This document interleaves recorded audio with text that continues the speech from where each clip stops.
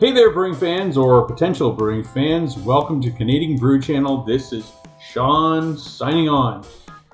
I am going to do a video right now. It's a shorter one, but unless I chat on a little bit. And I'm going to basically make the title, Why Did I Get Into All Grain Brewing? I belong to a Facebook group called GTA Brewers, and they're a great group. Every time I ask a question, within half an hour someone answers it. And I let them know that I have a channel going, and they asked me, well, what's the channel? So I've had some people subscribe. Thanks a lot, guys. And what I wanted to talk about is some of the things they said I should talk about was new brewers getting into it, and quick hints here and there and how to brew properly, and making mistakes, and how to fix the mistakes, and all sorts of different things were brought up, which is awesome. But what I thought I'd start with is the beginning, which is why did I get into all grain brewing, which should be why did I get into home brewing 25 years ago and got out of it. So 25 years ago, way back when the dinosaurs roamed, there was some brewing places that were wine places and brewing places. You'd buy the same kits everybody else did. There's Coopers. You'd always hear about Coopers. A Cooper's Red, a Cooper's Canadian, a Cooper's Ale. And for someone who didn't know anything about brewing at the time, it was like, I can make beer by myself and I could save money. When I started brewing, it was in 1990, and it was, I guess, more than 25 years ago. I was broke. I had a lot of debt, just bought my first house, no money, and I thought, if I can brew beer, I don't have to buy beer. Which is true. But I quickly realized that the beer I was making was terrible. If I just wanted to get drunk, I could do it, but I could drink Scope. So I decided that at the time I brewed maybe 5 batches, and the kits were not very good back then at all. They were horrible. I stopped brewing. Go forward 15 years, 20 years, and I was making wine kits. Even then, I didn't know a lot about wine. I was not as sophisticated as I am today about wines. And I made wine, and wine. You make wine, how much is that? 12-14% alcohol for a few hours of labor and then bottling? That's a pretty good deal, but what's it do? Gets you drunk. That's all it does. It doesn't do anything else. It's not rewarding. It's the same as what I did when I found a half-decent beer kit, actually, about 15 years ago. And the difference from this kit to the kits back in the 90s was that it wasn't just condensed malt extract. It actually came with the majority of water in it, and you add a little bit more water, and it did make pretty good beer. But what I realized really quickly is it made 5 gallons, and that would last me, 2-3 weeks or whatever it was that I drank the beer, where I noticed the wine lasted me a lot longer for a lot less labor.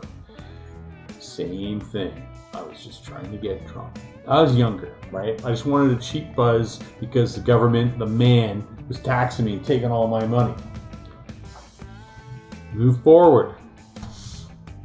YouTube comes along, and it's just, the internet. And I'm a visual learner and an audio learner. If I read something, it takes me a lot longer to soak it in. But if I watch videos and then I listen to podcasts, it just seems to stick.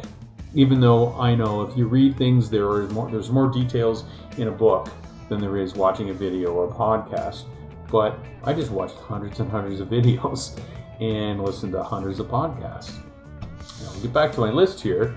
There was no all grain that I knew how to do in the 90s, so it was just kits. And you're limited. The ingredients were crap back then. Boring, same thing over and over. There was your Canadian, I'd say you're going to make a Coors, or not Coors, it'd be a Canadian type of beer, or it's not even a Pilsner type of beer, being a red ale. There was very limited access. Hops were all dried out and rancid. Yeast was, remember, there's a little packet called 5-Star, and it would come on the top of the cap when you lifted up the can and you threw it in. You didn't ask what kind of yeast it was. Today, there's so many different yeasts out there, from not just dry, but liquid, and it's amazing. And the information on the internet is incredible. Like I said, there's lots of info. It's challenging. Lots of recipes now. Why did I get into all grain? It changed my life. Honestly, 3 years ago, one of the main reasons I got into it is one of the main beers I used to drink, and I'm not even going to say their name because I don't want to publicize them because I don't like them anymore. But I got not just bored of it. There was other issues, but I decided I was going to try and just make my own beers that were similar to it. But in the long end, I realized I can make better beers than what I was buying in the store. So it blew my mind. The first time I did an all-grain kit, I went to Toronto Brewing Supplies over by Allen Road in Shepherd. And I just said, I don't know what I'm doing. I want to do all grain. I went and bought a kettle, basically a boiling pot, 15 gallons, bought a mash tun, and asked the guy some questions. And I said, I don't know what I'm doing, so can you make me up a kit? And the kit was basically, they went and got the grains. They picked the grains I was going to get, gave me the hops I needed, gave me the yeast, and some instructions. So it's a kit, but it's really a recipe. They gave me a recipe, not really a kit. Went home, I brewed it, made a couple mistakes on it, but when it came out, I was pleasantly surprised that it tasted pretty good. And I think it tasted better than the average beers that you bought from the store. And I thought, if I can make that my first time, what can I do after that? And I just got into it more and more and more and realized there's never-ending things you can do with beer. You can take the same hops, barley, malt, and water, and then change how you do the recipe, and you'll come up with different beers, but with the same ingredients. It just blew me away. Now, I get on this here about love of biology. That's one thing I do like. I love biology. I'm not an expert on it at all. I'm actually a refrigeration mechanic and a gas fitter, so I'm mechanically inclined. But when I was in school, I loved science, and I loved biology. And I've fallen more in love with biology doing this again. Understanding how yeast works and how things just are manipulated by what you do with temperatures and the type of water profile. It never ends. I love to learn. YouTube is amazing. I shout out to the guys who invented YouTube because that's what got me going. Like I said, I learned by watching, and also audio. And if you look at my channel, please subscribe and click on the bell if you want to see my video.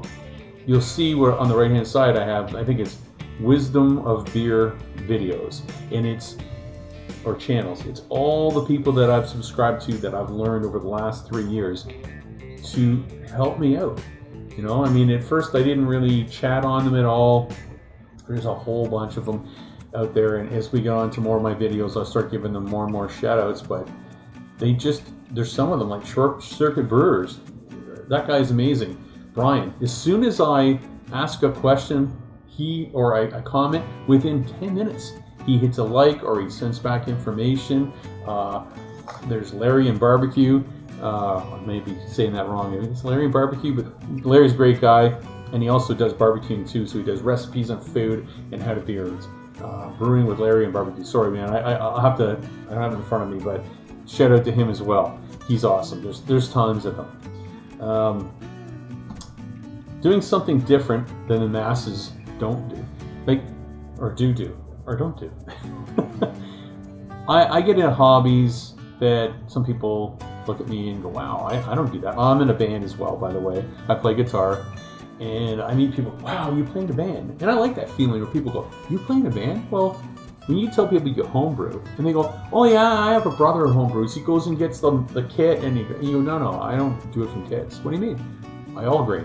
What do you mean? I go and I buy the malt, and I grind it down in the mill, and I sometimes even propagate my own yeast from beer cans if I want a special yeast. And I start talking to them about all the different things, and they go, whoa, and they're just blown away that I make my own beer from scratch. And to me, I'm a cook at home as well. I like to make my own recipes with food. Well, I like to do that with beer. It's so exciting, it's rewarding. So if you haven't started this venture, please try it. If you have any questions, I'll answer what I can on my channel. And like I said, I don't know everything. I'm still learning as I go. There's gurus out there I bow down to, but hey, it's fun. And I found that everybody that I've met online or even not online that brews seem to be really cool, down-to-earth people that want to share their information. It's awesome. Perfecting your craft. It's a craft. This is art. Beer is art. Some people think wine, good wines and all that are where it's at. I disagree. You know what wine is? Wine is what if you believe in God, created the grape. Mother Nature created the grape. And then the vintners are the ones that take the yeast and try to make wine out of it. That's all they have to do. As a brewer, we have to make the wine. We make the wort, which becomes beer. Then we give it to the yeast to do the rest. But we manipulate so many things in beer, it's incredible. Wines are limited, and wines are like this when it comes to flavor. Sorry. There's a lot in wine, but beer, now that I've introduced myself more and more to beer, I've learned more about the different kinds of beer in the last 3 years than my last 50 years of living. So being in this hobby is opened me up to all the different things that I think are amazing in this hobby and beer itself.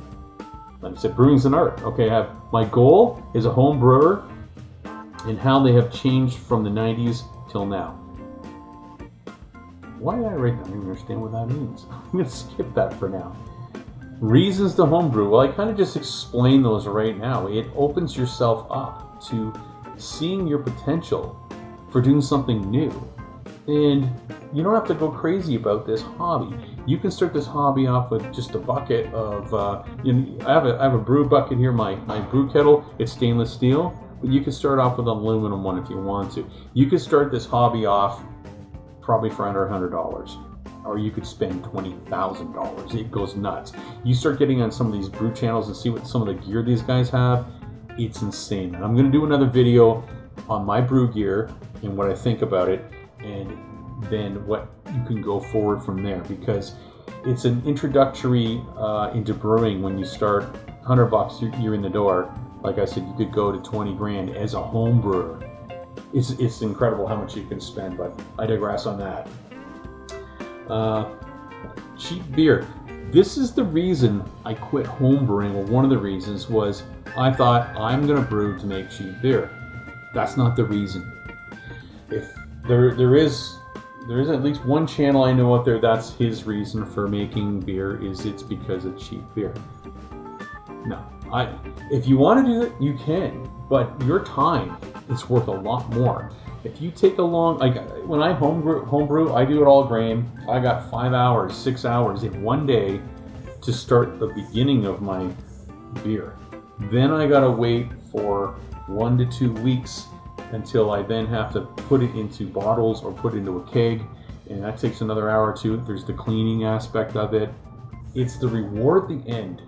It's the reward of what you get after you've done what you've done. Your friends drink a beer and go, "You didn't make this beer. This beer is great." That's the best part.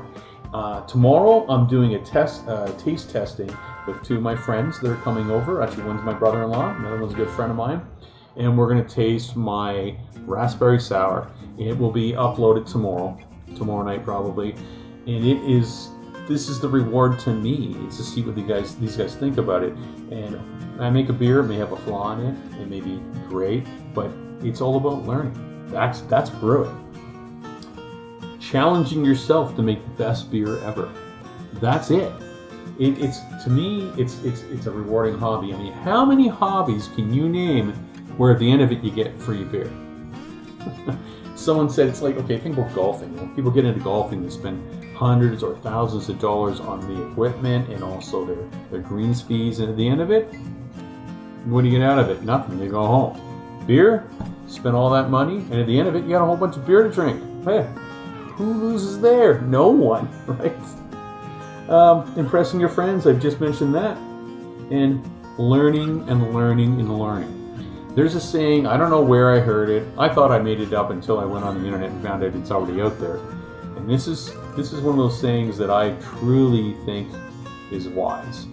It is, the more I know I don't know. And it's a very true saying. If you think you know everything, you don't know anything. Honestly. The person who walks around and thinks they know absolutely everything is naive, and they're an idiot. The person who questions things as they see them and thinks about them is a wise man. So with that, myself, Sean from Canadian Brew Channel, I'm signing off and saying, try brewing. Please have a great day.